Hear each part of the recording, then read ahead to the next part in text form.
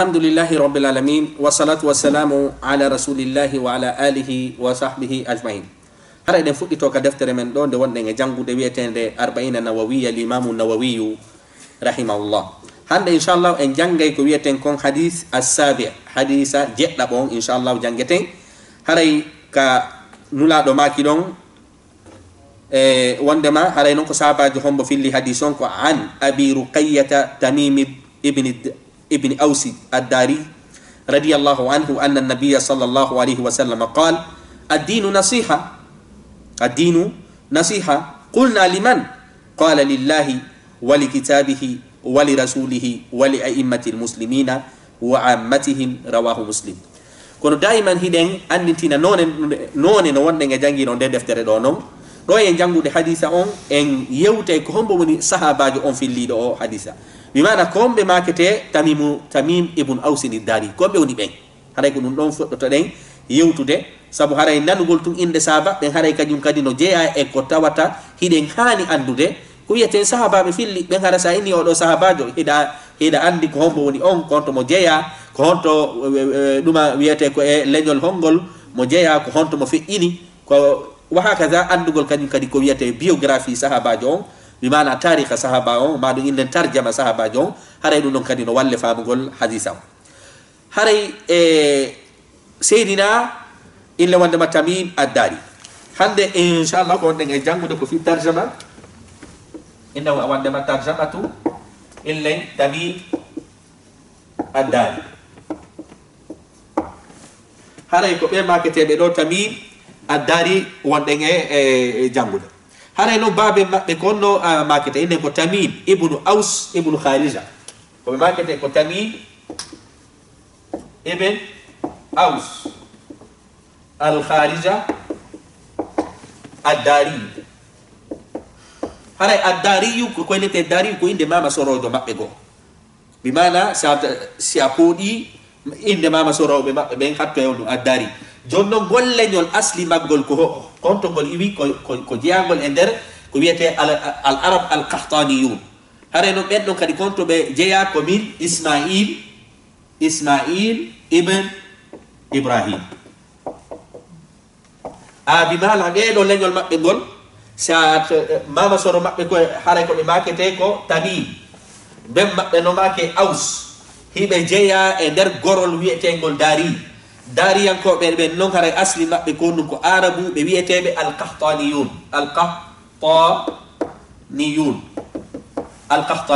qahtaniyuna o ɓeɗo noon ko honto woni asli maɓɓe ko seydina ismail ibn ibrahim jaka mi andi ɓeɗo ko ɗum kala ɓe inneteɓe ɗo ad-dariyu haray andu asli maɓɓe ko ɗum qahtaniyun wal qahtaniyuna min zurriyati ismail ibn ibrahim. Jon noon ko honno ɓe jamma ko abu ruqayya ko honno ɓe jamma abu ruqayya inne wan ɗo abu ruqayya ko fiino hon ɗum ɓe jammira abu ruqayya ko sabu ko ko ɓiɗɗo goto ɓe jogino maketeɗo ruqayya ɓeɗo ko ɓiɗɗo goto ɓe jogi e nder gurda maɓɓe ɗan fof ɓe maketeɓe ɗo tamim ibn aus ad-dari. Ɓeɗo no ko honduɓe ɓeɗo ko palestinienɓe ni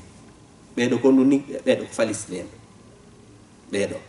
mi mana wona e yimɓe makka ɓen hina yimɓe madina ɓe ɓeɗo ko hondu asli maɓɓe ko palestine ka wiyete khalil ko wiyete ɗon khalil bimana ka saare annabi ibrahima ka annabi ibrahima hoɗuno ɗon iwi ɗon yeehi makka ɓeɗo ko ɗo ɓe jeeya. Hari noon ɓeɗo ko hondu ɓeɗo hari naɓe julɓe hari ko ɓewnu hari ko kamɓe julnata ka wiyeten hondu ka cociji hari ko ɓewnu hari ko ɓe innen prêtre ɓeɗo ko ɓayɓe silmi ɓe wonti kadi on ko hoɓe kadina ɗo ko ɓeɓe wonɗen e yewtude ɗo asli maɓɓe no hari on wonaɓe julɓe kono enen e yewta joni haray e hoore ko tawata kon hari wonaɓe julɓe kono ɓayɓe silmi ɓe holli kañum kadi wardema on ɗum ɓe holli ko wiyete annora l'islam on tabiti ka ɓerɗe maɓɓe e yiya joni tariha maɓɓe ɓen ɓe maketeɓe ɗo tamim ibn aus al kharija ad-dariyu innen wondema hiɓe jeeya e dari on noon no jeeya e ko wiyete qahtaniyun al arabu qahtaniyun hare no jeeya e arabuɓe inde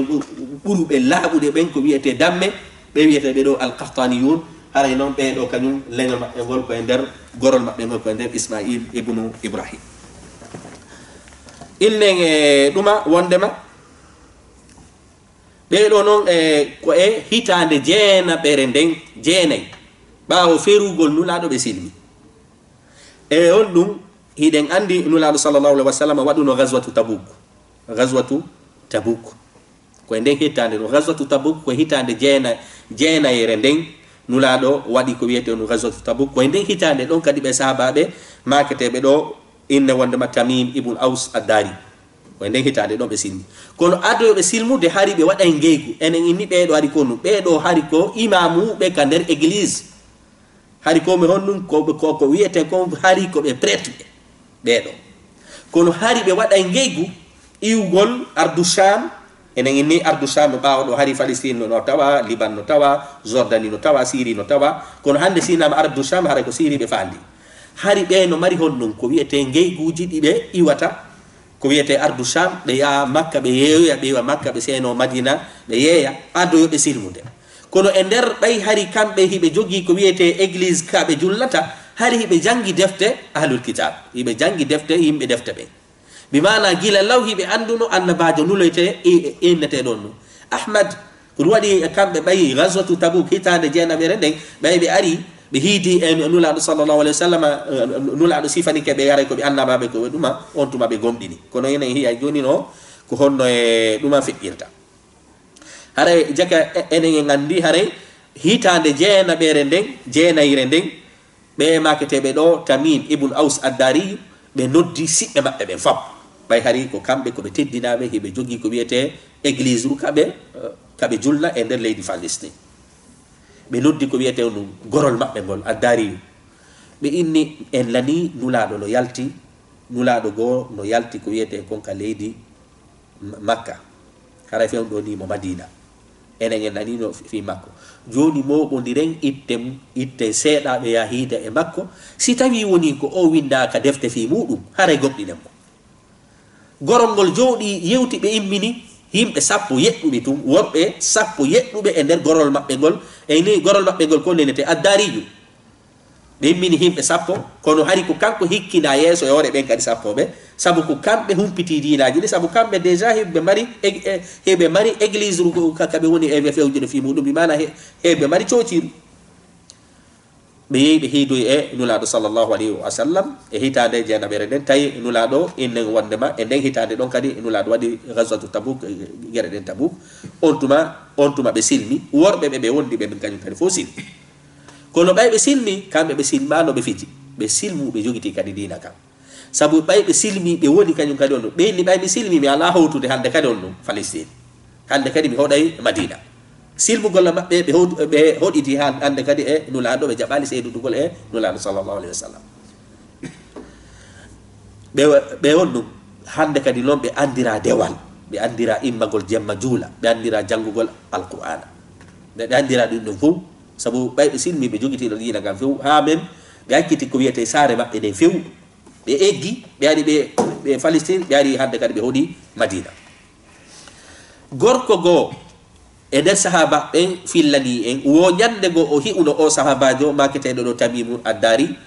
wondema jemma on fof tawi hiɓe jenti o sahabajo ɗo no janga aya goto ha weeti e nder koɓe juulata jemma ko aya goto tawi ɓe jangude taxomo ille ɗaɓɓita gundoji e makko ɗum kaka Allah daali noon aba hasiba alladina jara'u sayyi'ati an naj'alahum kalladina amanu wa amilu salihati sawa'a mahyahum wa mamatuhum sa'a ma yahkumun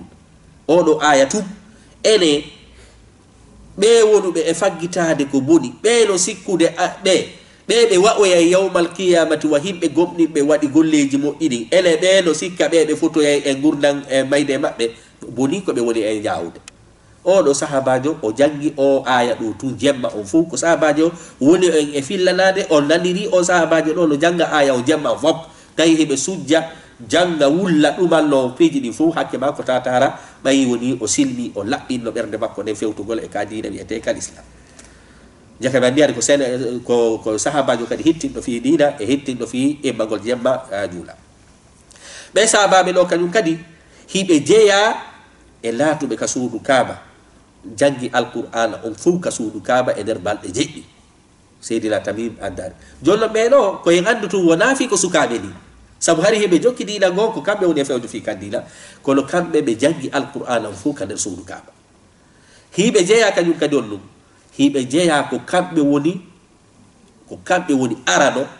jokkudo diina go silbi bi mana jokkudo ko wiete diina Allah saranke be tawata hara ko kanko woni imamujo kadila ton o accita kadila do mo silba ko sabajo do atti dum do seydina Tamim ad-Dari hara hibo jeya kanyum kadi on do enen e yewtay woni o sahabajo do piiji do hertori di hilo jeya kanyum kadi ko kanko atti hubbinde lampu e der julirde hari ko no arabu be gandi ton hari si hewti jemma julugol ko pense tamaro den hubbete to hite fino ka der julirde jalbira ko kanko hebi haqqille on mo ingol e wadugol lampu nada ka der julirde on sahabajo Tamim ad-Dari ko kanko atti hubbino ko wiete lampu ka der honno julirde dum no kanyum ko kanko kadi atti mo inde mimbar o mimbar ko jawete ko kanko atti mo inde dum no o sahabajo do sabu fiolu sabu hari o yayi anula sallallahu alaihi wasallam no daro wajo ha o yiya wonde manula do ronki alaka be atolo o yiya o inni on est ce que anula do hila wawi o mo'inande mimbare hara si tay woni o yewti ha he do wawi fawtade jodo fawto tolo fawto nula do maki on tuma o sinti mo'ingol mimbar ko sahabajo do kanyum kadi jaka mi andi on dum o do no sahabajo hina hebaado ka diina manduma ko wonno do diina go silmi kono bay o naati o gollitirno haqqille makko den fi nafugol julbe ko nari ko kanko atti sintude lampu ka der julirde bi mana ndaygu ko kanko kadi atti ko wiyete sintugol ko wiyete mimbar himo jeya kanyum kadi e sahababe innete no ben no hunji alqur'ana kanko o naatu tun o hunji qur'an mo jeya e sahababe mantirte be ngonno hino waawi hunjagol alqur'ana tigri on sahabajo do himo jeya kanyum kadi on dum mo jeya kanyum kadi e neddo atta do lamminede on Baitul Maqdis bay woni julbe ben hendike Baitul Maqdis be mana bay zamanu Seydina Umar diina kan hewtoyi Baitul Maqdis ko kanko kadi be atti lamminoto bene sabu fionu sabu kanko ko to mo jeya no ko dum wadi hino jeya kadi e sahabajo halfinado fiyake julirde nden Jerusalem kanko kadi o sahabajo do ko no andirten ko inneten hande ko jama on inna tara duubi an to wi duubi an dumannike be sahababe do hari be jogaki dum no be sahababe do be jogaki kambe si be naati be jogi to woni sabu o sahabajo do ka o naati ga diina hari wabi duubi buy ko no yi do piiji di o wadi di piiji go no derga hay hebabe ka diina be haqqille mabbe den hewtital do jalbingol julirde den mo inangol nula sallallahu alaihi wasallam mimbar dum foko kanko sinji enen kanyum kadi mo jeya kanko tu woni sahabajo kadi mo nula do filli yewtere mudum kanko tu woni sahabajo ardo sifani nula do hunde nula do inni de do hunde hinamin tun nantade nula do indo on do maki salatul jamaa o fo are julbe be sikki go goddum wadi nula do jay kam mimbar inni Tamim ad-Dari o be sahababe do be yeti kala dum do hari no min kadi mi yeti ko no woni rika be ni ko dum do kanyum kadi ko kambe tun ko heddi ko fo fillo to woni yewtere en nula do kono kanko ko nula do filli yewtere makko o do sahabajo jonno ko dum yewtuno nula do sallallahu alaihi wasallam o yeti nula do sallallahu alaihi wasallam o inni wonde ma nyande go hari meden jawi e hore laada nyande go meden jawi hore batuwal ka der maayo batuwal ngal honno hendu dum ari yejjingal ha e der ko yejjingal hendu dum nabingal e der ko wiete illenga wonde ma takko tiangol bi mana e der dum jordi menen men jippi don men tawi men fotti don yondu men fotti don e ko wiete daba bi mana hare duma inne wonde ma kullu kono men sendidirasi ko deyu kasi ko goru bi mana lebi tayno e daba wamba mojjano do ko sahabajo woni e fillitanade Seydina ad-Dari woni e fillitanade nula sallallahu alaihi wasallam benni tay men andali fewfi banda bawa do me yeyi don seeda men fotti ko windete nayeje men landi mo ene kwa woni duma hombo heda da way men sifanade fi do o inde o mo taw e sifanade kono so yeyi yeso do haray ene nde burure do ni on taway gorko miskinajo no jodi don yahe lamdo don fi on don wawi on sifanade kala ko hiidon do be yebe taw yono do no mi rabbindinay woni qissa on sabu ko duma qissa juutudo on tuma be yebe tay on no duma habba on tampudo don no habba be dari be landi o ya be ni ka woni duma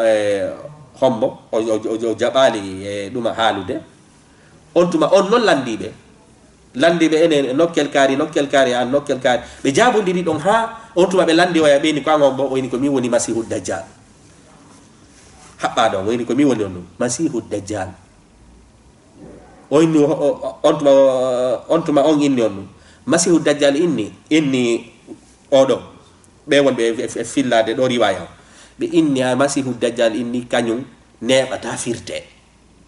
nato yai e jayde fop e der adna on si wala honno makka kanyum e toyba bi mana makka e madina tu woni masihud dajjal wawita nato ide o do sifani dum do honno sifani dum do nulaado hari non nulaado yetike sahaba ben kanyum kadi masihud dajjal jinde e der adna allah fop ko woni o wawata natude wo ko makka e madina nde tawde o do ko aaden defte jangunode defte baawo do den o ari o silmi o yetike dum do nulaado tay be mobita himbe ben yeto himbe ben sabu nulaado kadi yetino kebe sifa dum do ko wadi na nulaado noddi jama fo inni tamimu dare tawi nulaado no mosa inni are nanon ko tamimu dari yeti lan nulaado sifi fu inni ene min kadi ko dum yeti non kana dum yeti non sahaba ben inni ko dum mi mana ko do sahabaji tum tawata hara nulaado fillike yewtere e jungo makko wona kanko filli yewtere e jungo nulaado dum non kanyum kadi ko non kadi ko degré ko hara non mi rabbindin do yewtere de mojja aray e ko yewtere duma juutude ko kanko tum kadi woni sahabaji on non dettudo pucci mardi ko wiete doli din pucci laba din pucci asliyankewji din neldi nulaado neldama ko wiete non e pucci buy ko wiete ko puccu asil hara ko pucci ko wiete duma original di din tigiri kanko bay dum no way wa honnum auto wal kesal pul yalta hara goddo doginal ngal taw dettangal nelta ko wiete goddo ko kanko wadi non kadi o mon den non e dumannade do hari o wi duubi ka naati ka dina kono ko rijalun sadaqu ma ahabullahi ali be do bay be naati be fijirano murando be labbinno anneji haray himo jeya kanyum kadi mo Allah subhanahu wa ta'ala okki ko wiete karama Allah subhanahu wa ta'ala okkimo piiji bimana Allah subhanahu wa ta'ala okkimo ko wiete teddungal jigo ka makko bimana Allah subhanahu wa ta'ala fennyinani mo piiji go wirni bimana Allah subhanahu wa ta'ala holli mo piiji wirni go sabu ene ni goddo andata ko wirni so na Allah subhanahu wa ta'ala hollumo hino jeya e ko odo sahabajo okka wari baymo silmi o inni joni mi hotata ka joni la vala wondude ma annulado sallallahu alaihi wasallam o inni akono leydi amen din dina nato yey don eden andi non ko e hetande onde dina naati ton e tannulado hanulado fe ini dina ka nata yali falisi ko e zaman sayyidina Umar dina ka hewtoy ton o do non sahabajo ari inni annulado haray ka dina ka wonda no dudo ka hewtoy ka leydi am mi do faala ya ittana gebal ka leydi am ton har ko ettanimi gebal nyande dina naati to wo har si leyde de no sendede hara min ko antigiri ettanimi gebal anga dum ko duubi buy woni hakkunde do nulado sallallahu alaihi wasallam ma ki on mi okkima nokkel kaari ange bibbe ma ben kanyum ya jodiyaji ma dum non dina naati yal tawto sahabajo gonno e makani anulado mi do faala ya winda nan kaydiri nulado noddi sahabajo wawdo duma windudo inni mi okkimo on mi okkimo khalil mi okkimo nokkel kaari be duma windi nyande no dina nato ino ton bay fuddama sendede odo sahabajo on wado tay sayidina Umar o inni min dey min no mari gebalangal de se na Umar non dum o inni min wala gebalangal ko min ko nulado jonno no lan gebalangal on tuman se na Umar ni aba adine ya wado kaydiri ga ko winda non ko o inni ni wadi seede makko ben se na Umar ni ko gonga joni timo gebal makko ba jake andi on ko neddo kany kadi mo alla hollu no piiji sabu o janti gebal kanko tum ittana gebal ado gebal ngal hewtude o sahabajo do wiete do Tamim ad-Dari ko kanko nulado hino jeya e ceede ittanimo ka wiete baytu aynun wa jabrun wa baytu Ibrahim Khalil de ngande ha do ni Palestine be olje be nay ko sare Khalil denni mana tako Ramallah e ko nande mudum di odo sahabajo no tanano to gebal kanko e juriyaaji makko di nulano kadi maki kala jattudo gebal mangal haray mi weltanaki on tigi dun non dina la to yali don ton dabo jonnon hino jeya o sahabajo do nam haray o sahabajo do ko hadisaji sappoy e jeytati pet mo filli e ndere yewtere de nulado din fo sabu fiyo sabu hari duubi buy hari mo wonda e nulado hadisaji sappoy e jeytati o sahabajo do filli haray non imamul bukhari kanyum fillaki hadis makko hay goto imamul bukhari fillaki hadis tamimud dari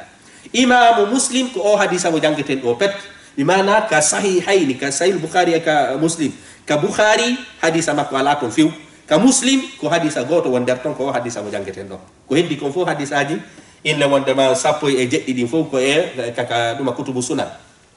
mais malazem fan kitab inna wonde ma hadis tamim bun aus inna wonde ma tamimu dari ko hadisa goto pet o jogi ka sahih muslim ka bukhari wala hadis haray ko hadisaji din fo ko jelu mo filli ko hadisaji sappo e jetati o sahabajo do filli malazem fan jonnon innenga wandema kono himo jeya kanyum kadi e teddungal ngal o hebi woni Seydina Usman ibn Affan warama Madina o inni hande kadi on sabu zamanu nulado harimo Madina zamanu Seydina Abi Bakr harimo Madina zamanu Seydina Umar harimo Madina Seydina Usman bay lontike warama o inni hande kadi meggay mi hota ka ame o hoti Palestine o hoti ko wiyete Baitul Maqdis Jerusalem o mo duma hoti ton e jamanu Seydina bay woni Seydina Usman ibn Affan wara Seydina Muawiya lamminimo kanyum kadi fayonu lamminimo ko wiyete kon Jerusalem bimana sare ko wiyete kon inne ka julirde Baitul Maqdis won fu hari ko kanko laami to ko kanko Seydina Muawiya lammini jaka ene andi on nati ka dina ado yo natu ka dina hari ko o lando e kaya dina o nati ka der dina men o labbini anni makon Allah kadi wanti fi makko lammini mo kadi ka o laamino ton bi mana nokkure ka o laamino ton ado yo silmude o wallini laamu o yemo silmi Allah subhanahu wa ta'ala kadi muyi to ko yo artu e den nokkure don kanyum kadi o laamito kadi don e hore don hara ko mo duma juldo dum no kontini ko sa akkitiri hunde fi Allah subhanahu wa ta'ala lontinante hunde burde mudde wa man yattaqillah yaj'al lahu makhraja hande kadi non woni ha e hitande cappanaya bere den haray ko dombe feddini abi mana on dum hitande cappandere nayde e hijri ko fi hon dum enen en sifaki do ko hitande honde be jibina sabo fewndo be do kanyum hari hina e leydi makka din woni hari nabe julbe ko dum wadi enen e bali tarikha jibinede mabbe de ko be nati kal islam si be fuddi dabbitude fi mabbe ko wadi do winden hitande de be jibinade kono hitande de be feddini den ko hitande cappannayre den baawo feeru gollula do sallallahu alaihi wasallam dum non ko jelu hawri e on tuma lewru jibinede annabi enne wondema annabi duma Isa den ko 660 miladi bi mana jibinede annabi Isa den do ko ferugol nulaado sallallahu alaihi wasallam de o do sahabajo duma fetti honto no mo fettini fay kadi ko e leydi Palestine di kamo duma jeyaado hare non ko honto be surra ko e nokkure no wiye Jibril dum ko honto woni ko e der Khalil ide mari quartier ide mari région e der Palestine wiyete do Khalil ko fino hon dum be nani de Khalil ko sabu annabi Ibrahima ko sare mabbe denno ka sare annabi Ibrahima ko don o do surra Palestine o sabajo wiyete do Tamimu ad-Dari mi ana sen fami tarjama mabbe ko be do jakame andi ko himbe yeddube wonde yewtude dum atti do sintude ko miijaade wadugol daygu hubbugol allampo ka julirde atti do sinto ko wiyete mimbar mutata hara nulaado fillike yewtere mudum dum non ko tedduga mutawata kanyum kadi himo jeya e mobube alqur'ana den himo jeya no kanyum kadi e mobube alqur'ana enen jangino kawlum qur'an alqur'ana o mo baba labi tati ka duma aranum hari hemo tawa yana tun ka ka dina wona hande kadi ko hoɓe hunjiɓe alqur'ana ɓen tawata kañum kadi on ɗum e sahaba ɓen kañum kadi mo kanko tuwoni sahabajo ittanaɗo geɓal adoyo sare nden naatu e nder dina kan ɗum ɗo fof haray ko teddule ko kanko fillani en ɗum ɗo o hadisa ɗo haray joni noon jangge en hadisa on yaɓe firtemo saabu en jangi ko wiyete tarjama o sahabajo ɗo yo Allah subhanahu wa ta'ala yurme sahaba ɓen fof yurme en hadithu sabi hadisa jeɗɗaɓo on addinu nasiha dina kan fuu ko laaɓodiral ko haqqeji hanaɗi tottede kunin ennete ɗo addinu nasiha ko laaɓodirgol bimana haray hiɗen haani laɓɓinande golle men ɗen allahu subhanahu wa ta'ala hiɗen haani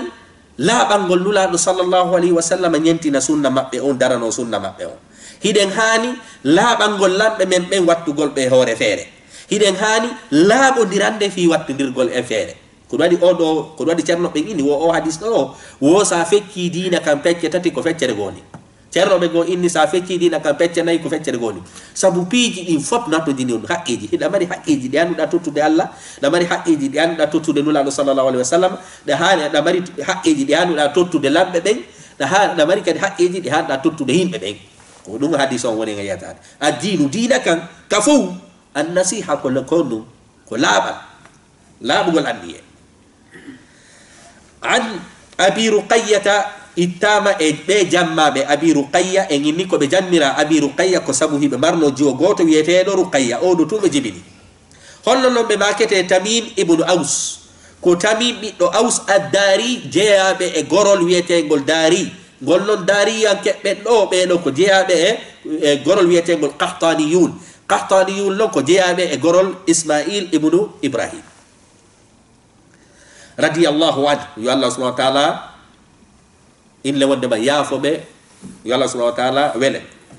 allah nabiya sallllahu alayhi wa sallam wondema pellet nulaɗo sallllahu alayhi wa sallam qala ɓe maki addinu dina kam fof ko honɗum annasiha ko laaɓal sahaba ɓen kulla sahaba ɓen inni ɓe wi'i liman ko mbolo men laaɓanta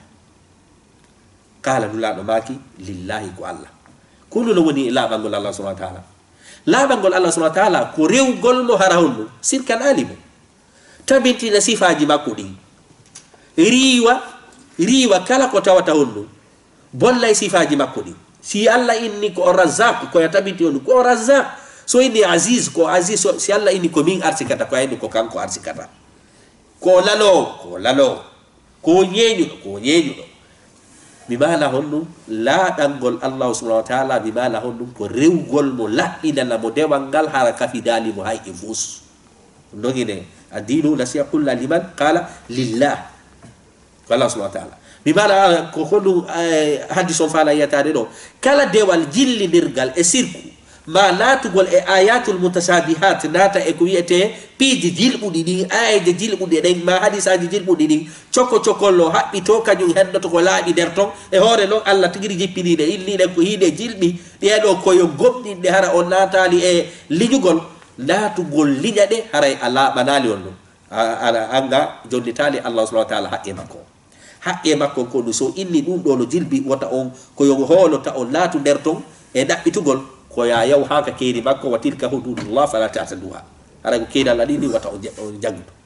rewgol Allah ini rewe lan wata on sirkalan rewamo har anga sirkalali sa waɗi ɗin ɗon piiji fof anga jonniti Allah haqqeji makko ɗi sa waɗali ɗin ɗon an ɗon a bonni haqqeji makko ɗi hara anga waɗali an nasiha hakkude ma ya Allah subhanahu wa ta'ala nana sen faami ko woni addinu qulla lillah bimana ko rewirgol Allah no hanira rewide e woɗɗintina kala ko wiyete ko jalkitata ko wiyete sifaji makko ɗi ma angal tabintingol sifaji makko ɗi haray e ɗin ɗon piiji wali rasulihi e nulaɗo makko on laaɓalngol nulaɗo sallllahu alayhi wa sallam joni ko holno innirta ko a julɗo nulaɗo nam lillahi Allah wali kitabi e deftere makko nden ko ɗum woni laaɓalngol alqur'ana o laaɓalngol alqur'ana on ko ya hoolo wonde mawɗum kaka Allah leydi hooloɗa ko seydina jibril e jippini nde hooloɗa wondema honɗum wondema nde ronkinno arabu ɓen fof addugol sifa mayre hooloɗa kañum kadi ko nde yewti kon fof hooloɗa si alqur'ana ari inni ɓi bani adama koye nder maniyu iwi naya innu bani adama hari ko demuru yaari yeeso ha wonti bani adama din non hare on hare anga labanali alqur'ana labangol alqur'ana konno ko holagol ko de wi kon holo kade iwi ton holo addudo de on si gayni dum don kanyum kadi on holo de jangande rew inne kadi gollitirade jangande hanga safamande jaka mi andi kadi on si misali ke jangugol alqur'ana si wonay do yontere jonte didi jonte tataram jangali alqur'ana hare dum kadi on mi labanali reedu alqur'ana sabu alqur'ana arde konni jibe ko jangunde si mi jangine kadi mi jokkali de kadi on dum kanyum kadi ara mi labani parce que ko ya jangunde famande gollitira ko dum a woni on dum ad-dinu dina kan fu an-nasiha ko labal qulna mi wi liman wonande hombo qala nulaɗo maki lillahi ko Allah wali kitabi e deftere makko nde nana sen faami ɗo ko ndu firti laaɓangol alqur'ana mi wana ko jokkugol nde jangande hoolonde kala ko nde wi'i tabintina kala ko nde riwi riwa waɗugol ɗum ɗo fof jangande jangirande doy famande gollitira ko ɗum ɗo woni laaɓangol alqur'ana o suma ɗuma wali rasulihi e laaɓangol won ɗum kañum kadi nulaɗo sallllahu alayhi wa sallam ko nulaɗo maki kon fof kadi ka hadisaji ɗum tabintina hooloɗa wondema alqur'ana on kañum kadi hara sunna on no waywa alqur'ana o bimana ko nulaɗo maki ko no waywa no alqur'ana wama yantiqu anil hawa in huwa illa wahyun yuha fof ko wahyu hooloɗa kañum kadi nulaɗo sallllahu alih w sallam hiiɗa ko nulaɗo hiiɗi kon aña ko nulaɗo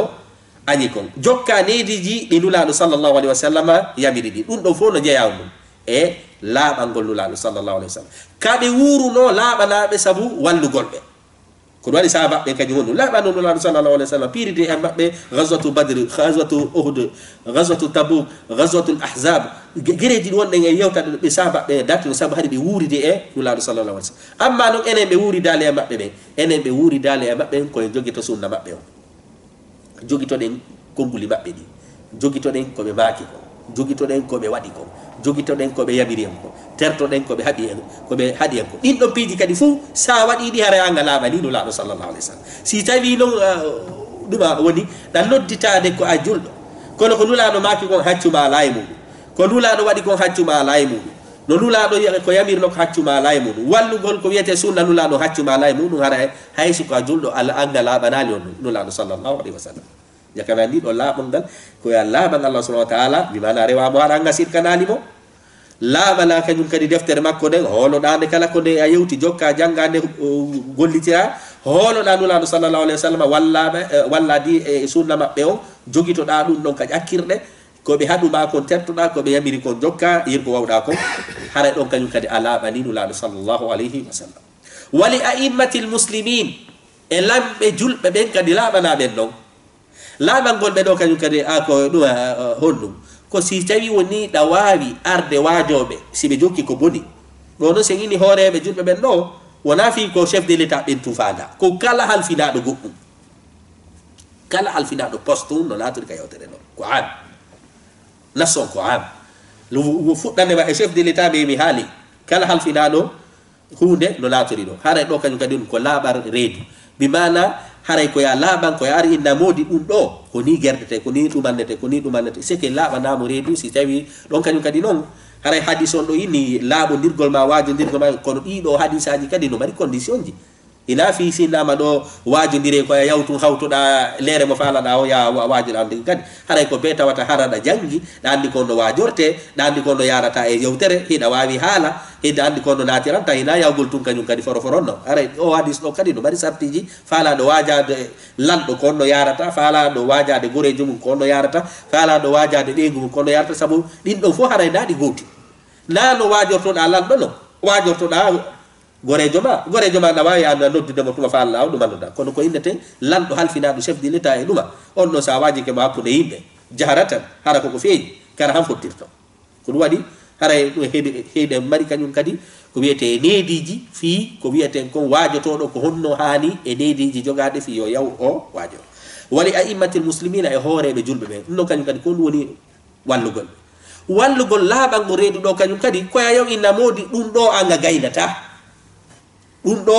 anga gaynata ɗum ɗo ɗum ɗo kañum kadi no jeeya on ɗum e laaɓangol hooreɓe ɓen ko wiyete on ɗum reedu laaɓango e reedu komo gaynata ko inna moodi ɗum ɗo ko ni gerdete sabu ma ɗum ɗo ko an gaynata ɗum ɗo e ɗum ɗon ko o gaynata ko inna ɗum ɗo moodi anga gaynata ɗum ɗon kadi no jeeya on ɗum addinu nasiha ɗum woni ɗo waɗi a immatil muslimina e hooreɓe julɓe si hewti kañum kadi ko wiyete lamɓe julɓe ɓen kañum kadi si en lammini ɗo ɗuma goɗɗo no jeeya e laaɓal ngol mo reedu ko yen wallumo no gollal ngal ñiiɓira ana yen wallumo no gollal ngal bonira ɗum ɗon fof no jeeyaw ɗum e laaɓal reedu ko ɗum waɗi ɗo kañum kadi wali ahimmatil muslimina e lamɓe ko wiyete julɓe ɓen wa ammatihim e denɗangal maɓɓe bimana fof kadi wajodira fof kadi laaɓodira reedu si oɗo hadisa tun goldirama hakkude julɓe ɓen fof heɗidiray joni si innama ɗo yo yen waajo lamɓe men ɓen waajodiren kañum kadi laaɓodire reedu hakkudeji meɗen ko waɗi ɗo wa ammati e denɗangal kañum kadi denɗangal maɓɓe bimana mo kala waajo kañum kadi oya laaɓana oya reedu modi hara mbiɗo laaɓanma reedu joni noon ko honɗum ko waɗi anulaɗo sallallahu alayhi wa sallam maaki e hadis ɗo goɗɗo e moɗon gomɗinta ha o hiɗana musidɗo makko on ko hiɗani hoore makko on konko ɗum ɗo firtata oɗo hadis seke si woni ha komi hiɗani hoore an kon ko ɗum mi yiɗani julɓe ɓen fof haray honɗum mi laaɓaniɓe reedu haray mi laaɓaniɓe reedu haray noon ko imamu muslim filli oɗo hadis haray ni wonde makko oɗo hadisa tum imamu muslim filli tawatara ko sahabajo ɗo fillimo imamu boukhari kam fillaki ay hadis ay goto e o sahabajo ɗo hadis on ko yeeti en ko diina kam fof ko laaɓodirgol haray noon laaɓana allah subahana wa taala enen ini ɗum ɗon ko tabintingol sifaji makko ɗin rewamo hara sirka laalimo laaɓana deftere nden hoolode janggande gollitira laaɓana nulaɗo sallllahu alih wa sallam hiɗa koɓe hiɗi kon aña koɓe añi kon tambito sulla maɓɓe on darano sulla maɓɓe on le waajo kañum kadi laaɓodira kañum kadi e lamɓe mum ɓen walla ɓe si tawi woni ɓe oñike anditina ɓe koyeɓe feewu illen wonnaga kañum kadi walla ɓe kañum kadi fino gollal ngal tabitira hara sortalɓe koyɗe wa ammatihim e denɗangal maɓɓe kañum kadi mi mana haray julɓe ɓen fof kadi no haani laaɓodirgo reedu haray en andi oɗo hadisa so gollitirano hanno julɓe ɓen fof no laaɓodiri reedu mo kala watta no ya feere hara ɗumala kono la hawla wala quwata illa billah woɓɓe weltike wo si yii musidɗo mum harayno harayno sorta e koyɗe haray oɗo hadisa ko ɗum ari ñawdugol haray ko ɗo wonɗen hattude fi o hadisa jeɗɗamo ɗon ka deftere imamu nawawiyu arbauna nawawiya haray ɗe hatta ɗo inchallah wassalamu aleykum wa rahmatullahi wa barakatuh